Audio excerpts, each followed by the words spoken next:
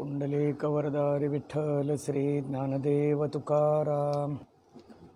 विचारसागर प्रथम तरंग, श्रद्धा समाधान लक्षण याचा विचार करत असताना श्रद्धा शब्दावर 14 नंबर टिप्पणी आहे। या 14 नंबर टिप्पणीचा विचार आपण करत होतो।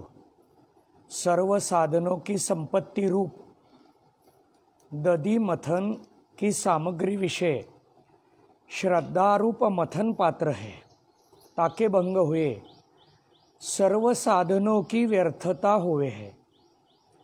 आता इथं सुंदर असा विचार मांडलेला आहे।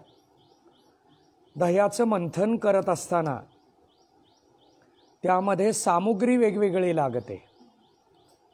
दह्याचं मंथन करायचं असेल तर भांडं लागतं, दही लागतं, रवी लागते, घुसळण करणारी व्यक्ती लागते, अशी वेगवेगळी साधनं लागतात।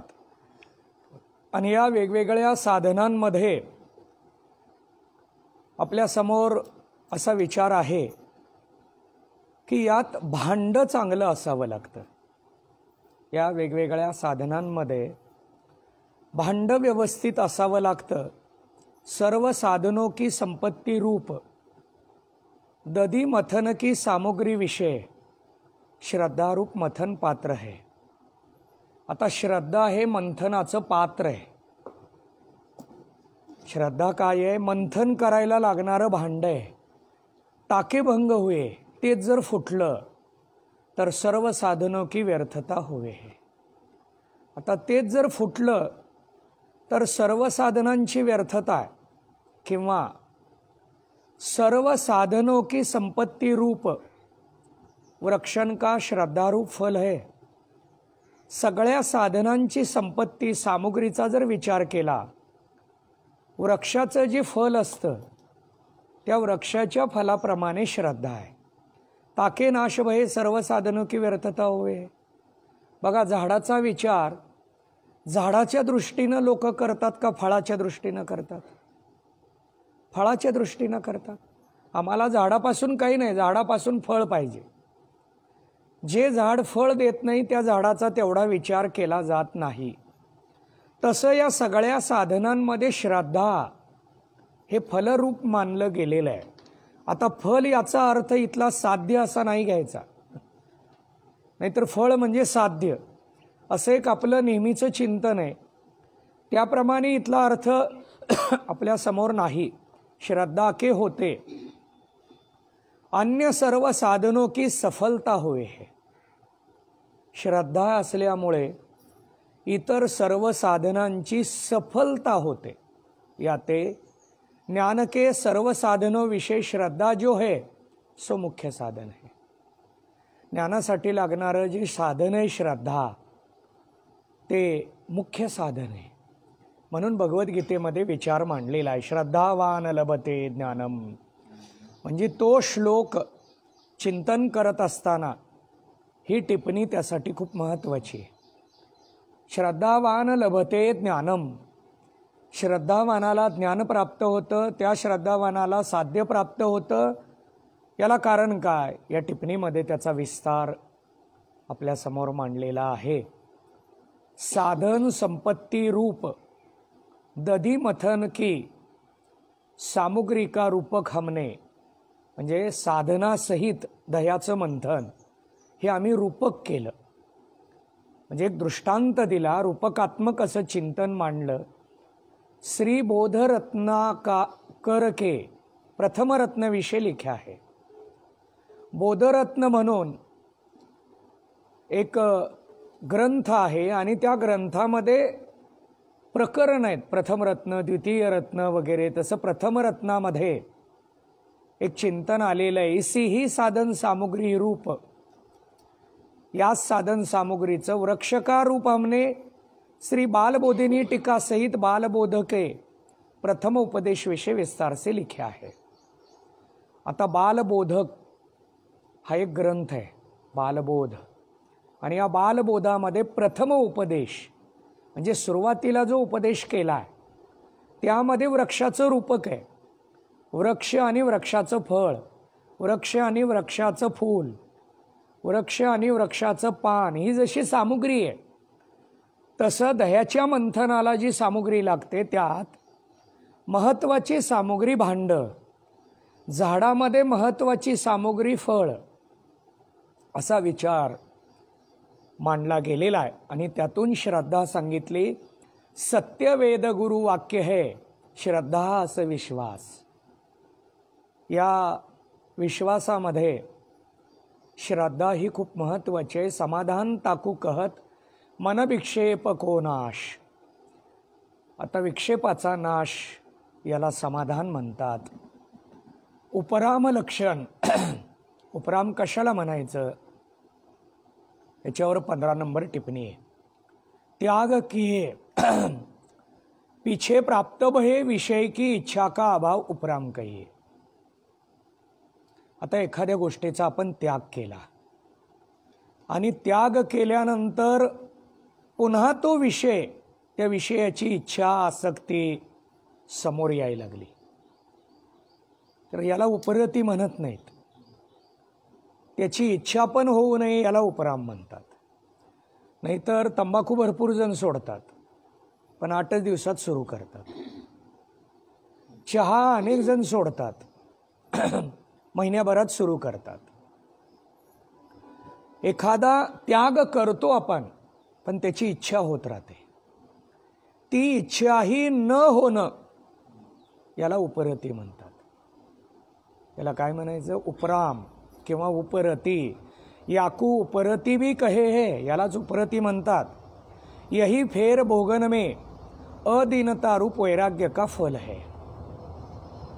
आता हेच पुढं आम्ही भोगामध्ये वैराग्याचं फल म्हणून मांडतो आणि त्या दृष्टीनं त्याचा विचार सांगितला जातो. वैराग्याची पुढची अवस्था,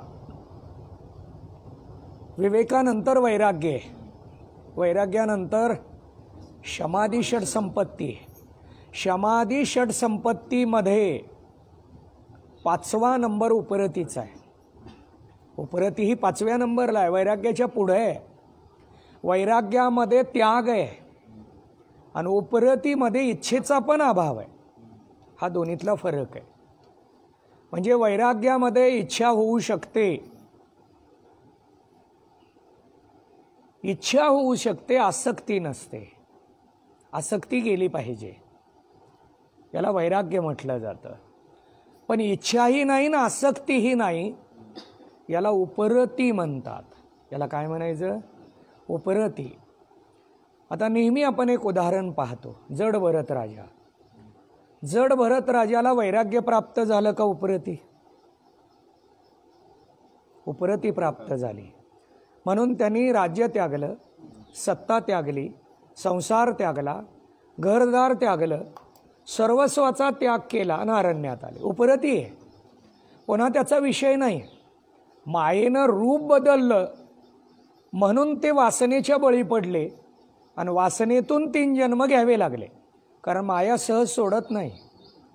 माया कोणतं रूप कधी घेईल काही सांगता येत नाही. मायेचे कधी अनुकूल रूप असतील, कधी प्रतिकूल असतील. प्रतिकूल रूप आलं की मनुष्य दुःखी होतो आणि अनुकूल आलं की सुखी होतो आणि त्याला स्वीकारतो. मनुष्य काय करतो? अनुकूल भोग आला की सुखी होतो आणि त्याला स्वीकारतो. मायेला हेच पाहिजे असतं. माया ताबडतोब त्यातून प्रवेश करते. एखादा स्तुतीमध्ये गुंते ना की माया लगी निंदेचं रूप घेते. काही जणाला स्तुतीवर विजय मिळवता येतो पण निंदेवर विजय मिळवता येत नाही. निंदा घडायला लागली की ती व्यक्ती काय होते? चंचल होते, विक्षिप्त होते. माया काय करते? हा कशानं विक्षिप्त होईल एवढंच बघते. कारण तिला माहिती आहे एकालाही आपल्या स्वामीकडं जाऊ द्यायचं नाही. आपल्या मालकाकडं कुणालाच जाऊ द्यायचं नाही. कारण आपल्या मालकाकडे जाणारा असा सामान्य सहज असलेला जाऊ द्यायचा असा माया विचार करते. माया काय विचार करते? आपल्या मालकाकडं कोणाला पाठवायचं? राष्ट्रपतीकडं भेटायला परवानगी सहज सगळ्यांना आहे का? राज्यपालाकडं? अलीकडे या वर्षात राज्यपालाकडे जाणारी संख्या वाढलेली दिसायली आपल्याला. पण पाठीमागं वर्षातनं एक जण गेलेलं बी ऐकायला मिळत नव्हतं राज्यपालाकडे. राज्यपालाच्या सर्वोच्च स्थान म्हणजे राष्ट्रपती आहे. भेटच नाही, अधिकाऱ्याला भेट नाही, सर्वसामान्याला तर नाहीच. माया हाच विचार करते, देवाकडे जाणारा काही असा सहज सोडायचा, मग ती काय करते, परीक्षा करते. मी मागे याच्यावर बोललोय, पण तरी विषय आला म्हणून थोडं चिंतन मांडतो. माया काय करते, फाशे टाकते, एक एक एक एक एक एक फाशे टाकून परीक्षा घेते. मायेची परीक्षा म्हणजे परमार्थ. आता यातलं पुढचं चिंतन मांडतो. मायेची परीक्षा म्हणजे परमार्थ, आणि मायेच्या परीक्षेत जो पास झाला तो वारकरी. वारकरी हा सामान्य नाही. मायेच्या परीक्षेत आहे तो अध्यात्मातला आहे. आध्यात्मिक मंडळी मायेचा विचार करतात. आध्यात्मिक मंडळी मायेचं चिंतन करून त्यातून बाजूला जाण्याचा प्रयत्न करतात. अध्यात्मातली मंडळी ज्ञानाद्वारे मायेवर अंकुश ठेवण्याचा प्रयत्न करतात, मायेला जिंकतात. अध्यात्मातला ज्ञानाचा प्रक्रियेचा विचार मायेच्या अनुषंगाने. पण वारकरी हा याच्यापेक्षा वेगळा आहे. माया वारकऱ्याच्या बरोबर चालते. माया वारकऱ्यांना काही करत नाही. माया याचा जर विचार करायचा झाला तर माया ही वेगळी आहे. वारकऱ्यांच्या दृष्टीनं तिचं लक्षण काय? हीच माया पार्वती म्हणून आली, हीच माया सीता म्हणून आली, हीच माया रुक्मिणी म्हणून आली. मग ही माया म्हणून येते त्यावेळेला काय आहे, पार्वती म्हणून येते त्यावेळेला काय आहे, सीता म्हणून येते त्यावेळेला काय आहे? मायाच आहे. पण माया सीता म्हणून आली, रुक्मिणी म्हणून आली, त्यावेळेला तिचं लक्षण काय? रुक्मिणी म्हणून आली त्यावेळेला ती परीक्षा घेत नाही, त्या भक्ताला वंदन करते. माया काय करते, वारकरी म्हणून समोर आल्यानंतर त्या भक्ताचा स्वीकार करते, सन्मान करण्याचा विचार करते. आणि म्हणून सीता माता प्रभू रामचंद्रांना सांगतायत की सर्वांना तुम्ही भेटवस्तू दिली, पण हनुमंतरायाला का दिली नाही? वानर आहेत ते प्रभू रामचंद्रांचे भक्त आहेत, पण हनुमंतराय आहेत हे वारकरी आहेत. हनुमंतरायाला प्रभू रामचंद्रांनी भेट दिली नाही, कारण प्रभू रामचंद्रांना माहिती आहे वारकऱ्याला देण्यासारखं माझ्याकडे काहीच नाही, मीच वारकऱ्याबरोबर चालतो दिंडीत. हा भाव कोणाचा आहे? प्रभू रामचंद्रांचा आहे, म्हणजेच पांडुरंगाचा आहे. वारकऱ्यांबरोबर मी चालतोय, त्यामुळं मला माहिती आहे यांना देण्यासारखं माझ्याकडं नाही, मी देऊ शकत नाही. पण सीतामातेनं सांगितलं असं कसं काय, मी देऊ शकते. सीतामातेनं भेटवस्तू दिली, परीक्षा घेतली नाही. परीक्षा घेणं वेगळं आणि भेटवस्तू देणं वेगळं. ही भेटवस्तू परीक्षेसाठी दिली नाही, आदरानं दिली. पुढं त्यातून त्यांनी काय विचारलं हा पुन्हा वेगळा चिंतनाचा मुद्दा आहे. यामध्ये माया परीक्षा घेते, पण कुणाची घेते? जो साधक आहे त्याची घेते. जो साध्यापर्यंत म्हणजेच अज्ञान निवृत्तीसाठी जो प्रयत्नशील आहे, जो ज्ञानप्राप्तीसाठी प्रयत्नशील आहे, त्याची परीक्षा घेते. आणि तिची परीक्षा घेण्याची एक पद्धत आहे. या मायेची परीक्षा घेण्याची एक पद्धत आहे. ती काय करते? पहिल्यांदा ती धन टाकते. सगळेजण धनामध्ये गुंततात. आम्ही महाराज मंडळी पॉकेटमध्ये गुंतलो, मायेच्या भाषात अडकलोय. आम्ही दिलेलं पॉकेटसुद्धा नीट घेऊन येईना, तिथंच उघडायला लागलो आणि ठरवायला लागलो. आम्ही महाराज मंडळी मायेच्या पहिल्या फाशामध्ये अडकलोय, गुंतलोय. माया काय करते? पहिला तिचा पेपर म्हणजे धन. जो धनामध्ये गुंतला तो मायेच्या पहिल्याच परीक्षेत नापास झाला.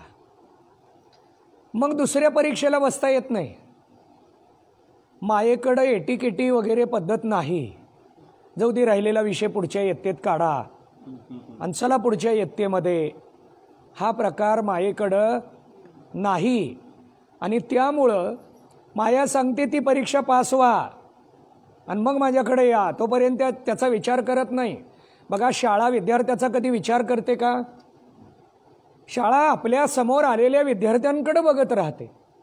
विद्यार्थ्यानं ठरवायचं आहे मला जायचं आहे शाळेत, मग हा जातो, मला ॲडमिशन पाहिजे. मग ॲडमिशनला गेल्यानंतर शाळा विचारते 2 वर्ष काय केलं तुम्ही? गॅप सर्टिफिकेट घेऊन या. मायासुद्धा हेच करते. तुम्ही धनाच्या परीक्षेत नापास झालात, पुन्हा धनाच्या परीक्षेत पास होताय का बघू, म्हणजे गॅप सर्टिफिकेट द्या. जर तुम्ही पास झालात तर मग तुम्हाला दुसरी परीक्षा, मग मायेची दुसरी परीक्षा प्रतिष्ठा. मायेची दुसरी परीक्षा काय? कीर्तनकार आले, गायक आले, वादक आले. टाळकऱ्याला कोण बोलवत नाही असं. टाळकरी जर सप्त्यामध्ये आला तर त्यांना सरळ सांगतात पंक्तीकडे जेवायला जा. आता कुठं आहे पंगत, कुणाकडे आहे, काहीच सांगत नाहीत. टाळकऱ्याला फक्त सांगतात जावा पंक्तीकडे जेवायला, त्यानंच शोधत जायचं. पण महाराज आल्यावर महाराजांना घेऊन जा, महाराजांना घेऊन जा. एक माणूस दिला जातो, त्यांना घेऊन जाण्याची व्यवस्था केली जाते. पुढं एक जण धावत पळत जातं, पुढं जाऊन तो जागा करतो. जागा नसेल तर त्यांना बसायची व्यवस्था करतो. या सगळ्या स्वागताच्या प्रकाराला बघून महाराजांना वाटतं की मी खराच मोठा आहे. आणि त्यामुळे त्या प्रतिष्ठेत हा गुंतला की मायेच्या दुसऱ्या परीक्षेत नापास झाला. काही जण म्हणतील मग करू नये का? अहो, समाजाचा विचार आहे, समाजानं स्वागत करावं, सन्मान द्यावा, हे समाजाचं कर्तव्य आहे. पण एखाद्या ठिकाणी नाही झालं तर महाराजांना त्याच्याविषयी दुःख वाटू नये. आम्ही ताबडतोब कीर्तनामध्ये बोलून दाखवतो. काय संयोजक आहेत? अहो, संयोजकांनी साधा फोन केला नाही, विचारणा केली नाही, मी कसं येऊ कार्यक्रमाला? प्रतिष्ठेत गुंतलो आम्ही. माया जर या परीक्षेत पास झालं तर तिसरा पेपर देते, सत्ता. पारमार्थातली सत्ता मिळावी म्हणजे गादी मिळावी. गादीसाठी भांडणेत. पारमार्थातली सत्ता म्हणजे गादी. गादी मिळावी का मिळवावी पुन्हा हा वेगळा विचार आहे. आपण पात्रता सिद्ध केल्यानंतर ती मिळत असते, मिळवायला गेलं तर कधीच मिळत नसते. हा मूळ याचा विचार आहे. ती माया विचार करते, पेपर टाकते, सत्ता. याच्या पुढचा मायेचा पेपर आहे ते म्हणजे विषय. माया काय करते? विषय. सर्वात शेवटचा मायेचा पेपर म्हणजे कामिनी. विश्वामित्रासमोर कोणाला उभं केलं? 60,000 वर्ष विश्वामित्राने तपश्चर्या केली. आणि विश्वामित्रासमोर कोणाला उभं केलं? परीक्षा घेतली का नाही? हा, मेनकेला उभा केलं. 60,000 वर्षाची तपश्चर्या घालवली. ही काय आहे? मायेची परीक्षा आहे. माया परीक्षा घेते. तिचा शेवटचा पेपर म्हणजे कामिनी, म्हणजे स्त्री. मग यामध्ये विषय हा शेवटचा पेपर आहे.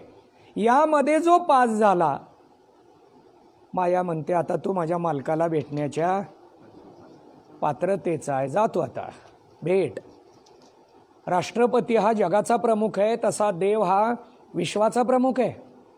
सहज भेट व्हावी. या विश्वाच्या प्रमुखाची भेट ही सहज व्हावी का? मग कुणाला व्हावी? पात्रता सिद्ध करावी लागते. आणि ही पात्रता सिद्ध करत असताना माया वेगवेगळा पेपर देते आणि आम्ही त्यात नापास होतो. जरा जरी लोकांनी म्हटलं काय भजन म्हणता हो तुम्ही, बस संपलं. तेवढ्याच प्रतिष्ठेत पुढं प्रत्येक भजनात फुगूनच त्याच दर्जेनं खालीच येत नाही आम्ही. जो जमिनीवर जन्मभर राहतो तो मायेचा पेपर पास होतो. आणि हेच जमलं पाहिजे. आणि म्हणून वारकरी संप्रदायामध्ये नामस्मरण सांगितलं. ज्ञान आणि नामस्मरण या जर दोन बाजू बरोबर असतील तर नामस्मरणाने सात्विकता वाढते, ज्ञानाने दोष जात आपण साध्यापर्यंत पोचू शकतो. आणि म्हणून फक्त ज्ञान नकोय फक्त नाम नकोय, दोन्हीचाही विचार करत आपल्याला पुढं जावं लागतं. आणि याच्या माध्यमातून जात असताना आपल्याला योग्य साधन मिळतं. आपण काय चिंतन करत होतो? उपरती. यामध्ये साधनसहित कर्म, सब त्यागे. साधनेचा सुद्धा त्याग, कर्माचा सुद्धा त्याग. कुठं? उपरतीमध्ये. काही जण म्हणतील मग कर्म करायचं नाही का, आंघोळ करायची का नाही? मग विचारसागर ऐकतोय आता आम्ही. मग काय करायचं? आंघोळ नको आता, सब कर्म त्यागे. पण आंघोळ जशी त्यागे तसं भोजन पण त्यागे. सब कर्म म्हटलंय, फक्त एक कर्म नाही. काय म्हटलंय? सब कर्म म्हणजे सगळेच. आंघोळ त्यागायची तसा डबा पण त्यागायचा. पण आपल्याला आंघोळ त्यागता येते आणि डबा त्यागता येत नाही. त्यात पुन्हा डब्यामध्ये वेगवेगळे विचार असतात आपले. जाऊ द्या, चला ठीक आहे, जास्त वेळ जायला नको. लखी विषसम विषयंते भागे. विषयापासून कसं बाजूला व्हावं तर सगळे विषय विषरूप आहेत असं मानावं. विष माहिती आहे का? कालवलेलं विष वेगळं आणि असलेलं विष वेगळं. कालवलेलं असतं ते विचारात असतं आणि असलेलं असतं ते पदार्थात असतं. पदार्थातून विष दिलं गेलं. हे असलेलं आहे, विष आहे, हा पदार्थ आहे. आणि कालवलेलं आहे, हा गैरसमज आहे. गैरसमज हा विचारातलं विष आहे. हे जीवनच्या जीवन उद्ध्वस्त करतो गैरसमज. माणसाने जीवनात गैरसमज बाजूला ठेवला तर जन्म सुखाचा आहे. पण आमच्या डोक्यातनं गैरसमज जातच नाही. का जात नाही? आम्ही माणसंच व्यवस्थित ओळखत नाही म्हणून. महाराजांनी याच्यासाठी सुंदर असा विचार सांगितलेला आहे. पण चला ठीक आहे. दृग नारी लखी भय जिय ग्लानी. आता इथं 17 नंबर टिप्पणी आहे.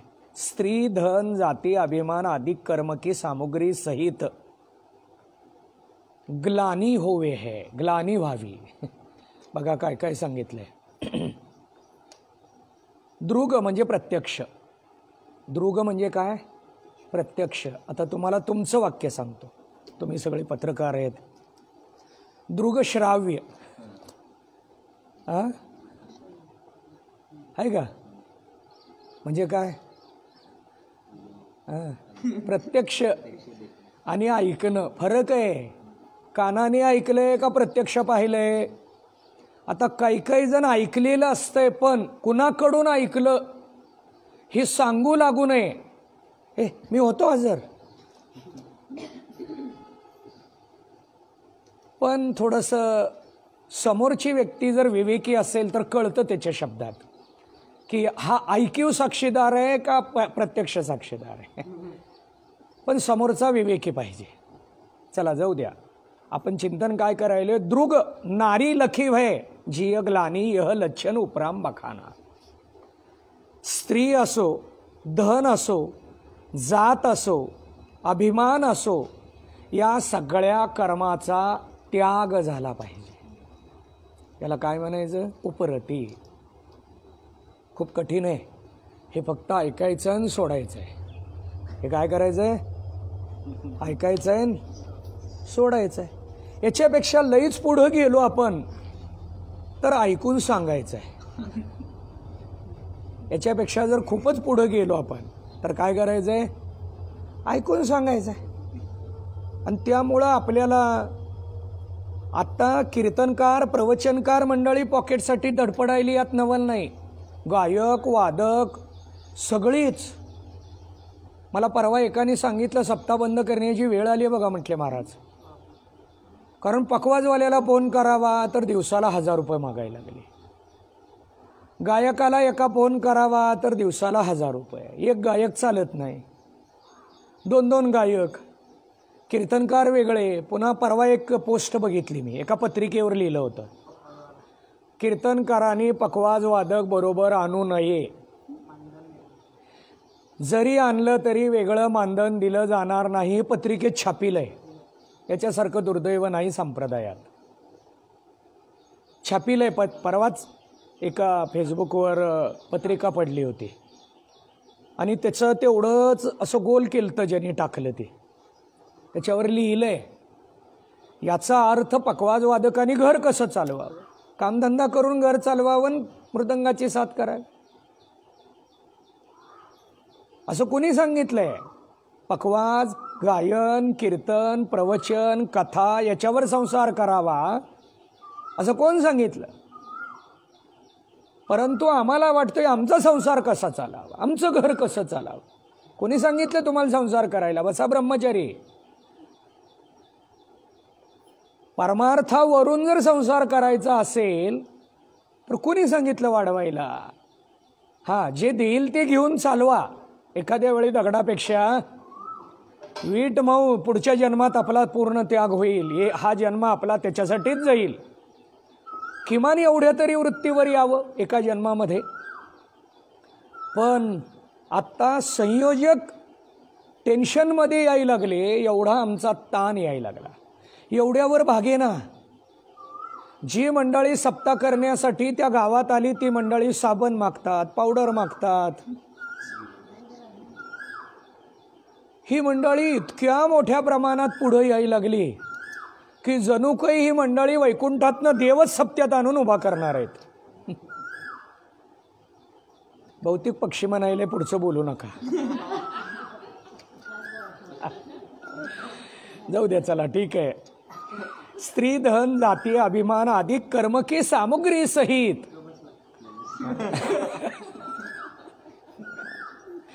बरोबर आहे म्हणते त्याने. याला उपरती म्हणतात आणि या उपरतीचं चिंतन मांडत असताना सुंदर असा विचार आपल्या समोर मांडला गेलेला आहे. आणि यामध्ये 17 नंबरवर नारी यद्यपि हा विषयंते भागे इस कथन करी स्त्री अधिक सर्व विषयन में ग्लानी दिखावी. सर्व ठिकाणी ग्लानी बघितली पाहिजे. फिर भी नारी रूप विषय में ग्लानी के कथनते पुनरुक्ति रूप दोष होवे. आता पुनरुक्ती रूपी दोष होईल. तथापि अनंत जन्म विषय की नारी संग के संस्कार की तीव्रता ते ती तीव्रता असते. म्हणून नारी विषय शब्द स्पर्श रूप रस अत्तर फूल अधिक गंध और मैथुन इन षट विषयन के बहुत करी लाभते नारी रूप विषय अन्य सर्व विषयंते प्रबल है. इतर विषयापेक्षा हे विषय जास्त प्रबळ आहेत. कुठले विषय? नारी विषय हे प्रबळ आहेत. आणि म्हणून याते ताके विषय अतिशय ग्लानी करनी चाहिए. त्याच्याविषयी ग्लानी व्हायला हवी. इस अभिप्राय से ताका फेर कथन किया है. आता याचं वर्णन पुन्हा आपल्या समोर मांडलं. ताते यहाँ पुनरुक्ती जो है सो दूषण रूप नहीं किंतु भूषण है. आता काही जणाला वाटेल नारीविषयी आम्ही पुनरुक्ती केली का? पुनरुक्ती हा शास्त्रामध्ये दोष आहे, पण तो जास्त आसक्तीचा आहे म्हणून आम्ही याला पुनरुक्तीनं पुन्हा मांडतोय. हे भूषणच आहे असा विचार सांगितला. अथ तितिक्षा लक्षण. तितिक्षा लक्षण मांडत असताना आपण डायरेक्ट टिप्पणी वाचू. समाधि षटकी जो संपत्ती कही है प्राप्ति, समाधि षट संपत्तीची प्राप्ति सो एक साधन करिके गिनिये है. याते 9 साधन नहीं किंतु सविवेक कहिए विवेकी ज्ञान 4 साधन कहे है. आता यामध्ये जी तितिक्षा ही सगळ्या सहित आम्ही इथं मांडायला लागलो ही एकच आहे. आणि यामध्ये विवेकी मंडळी याला साधन रूप म्हणून स्वीकारा असं याचं चिंतन आपल्यासमोर मांडत असताना याच्यावर 19 नंबर टिप्पणी आहे. त्याचा विचार आपल्याला करायचा आहे. पण दोह्यामध्ये 18 नंबर टिप्पणी आलेली आहे. कोविद काय आहे? कोविद मुनिवर राव. 19 आकड्याच्या पुढं कोविद आहे बघा दोह्यामध्ये. आणि त्याला 18 नंबर टिप्पणी आहे खाली, कोविद कहिये पंडित. कोविद शब्दाचा अर्थ काय? पंडित. ऐसे मुनी जो संन्याशी. आता पंडित कुणाला म्हणतात? जी काही मुनी मंडळी आहेत ती संन्याशी आहेत. मननाद्वारे विवेकपूर्वक ज्यांनी त्याग केला त्यांना संन्याशी म्हणा. तिनमे वर कहिये श्रेष्ठ. या सर्वांमध्ये श्रेष्ठ जो विद्वत संन्याशी तिनके राव कहिये आचार्य. विद्वत संन्यासाचा प्रमुख याला काय म्हणतात? कोविद, पंडित. आता पाठीमागं आपण चिंतन केलंय विद्वत संन्याशी आणि विविदिशा संन्याशी. बघितले का? कुठं? विचारचंद्रोदयामध्ये बघितलंय. हां, संन्याशाचे 2 प्रकार, एक विद्वत संन्याशी आणि विविदिशा. विविदिशा म्हणजे काय? हा साधक आहे काय, आणि विद्वत म्हणजे हा याच्या सगळ्यापेक्षा श्रेष्ठ असलेला. हां, चला ठीक आहे. पुढचं 19 नंबर जी टिप्पणी आहे ती टिप्पणी आपल्याला चिंतन करायची आहे, पण ते उद्याच्या पाठाला करू. पुंडलिक वरदा हरी विठ्ठल. श्री ज्ञानदेव तुकाराम.